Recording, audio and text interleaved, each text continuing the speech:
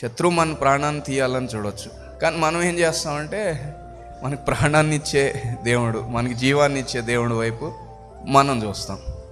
అట్లాగే వాళ్ళు మనకి ఏదన్నా హాని చేయాలని మనం చూడొచ్చు, అయితే రక్షణ ఇచ్చే దేవుడి వైపు మనం చూస్తాం.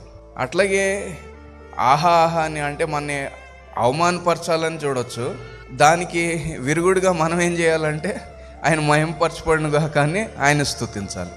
హల్లెలూయా. సో దావీదు గారు సింపుల్గా 3 విషయాలు రాస్తున్నారు. మన్ని ఒకవేళ చంపాలని కూడా చూడొచ్చేమో ఎవరైనా, మనకు తెలీదు. అయితే మన చంపాలని చూస్తే, వాళ్ళు చంపాలని మన చూస్తే మనం ఏం చేయాలంటే మనకి జీవం ఇచ్చే దేవుడి వైపు మనం చూడాలి. అట్లాగే మనకి హాని చేయాలని వాళ్ళు మన చూస్తే మనం ఏం చేయాలి, మన రక్షణకర్త అయిన దేవుడి వైపు మనం చూడాలి. అట్లాగే వాళ్ళు మనని అవమానపరచాలని మన వైపు చూస్తే మనం దేవుడి మహిమపరచబడునుగా కానీ దేవుణ్ణి స్తుతించాలి. హల్లెలూయా.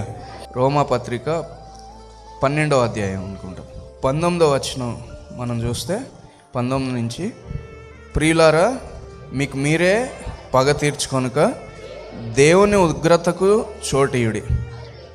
పగ తీర్చుట నా పని, నేనే ప్రతిఫలం ఇత్తునని ప్రభువు చెప్తున్నాడని వ్రాయబడి ఉన్నది. కాబట్టి నీ శత్రువు ఆకలిగొని ఉంటే అతనికి భోజనం పెట్టుము, దప్పిగొని ఉంటే దాహమిమ్ము. అలాగ చేయటం వలన అతని తల మీద నిప్పులు కుప్పగా పోయేదు. అయితే 19వ వచనంలో మనం జాగ్రత్తగా చూస్తే దేవుని ఉగ్రతకు చోటీయుడి అని రాసింది. దేవుని ఉగ్రతకు చోటీయుడి అంటే మనకు మనం పగ తీర్చుకోకుండా దేవుని ఉగ్రతకు చోటీయుడి అని ఉంది. సో దీంట్లో చాలా బాగుంది, అంటే చాలా జాగ్రత్తగా గమనించాలి. నిజంగా అంత హాని చేయాలనుకుంటే, అంత ప్రాణహాని చేయాలనుకునే వాళ్ళకి దేవుడి ఉగ్రత వస్తుంది వాళ్ళ మీదకి.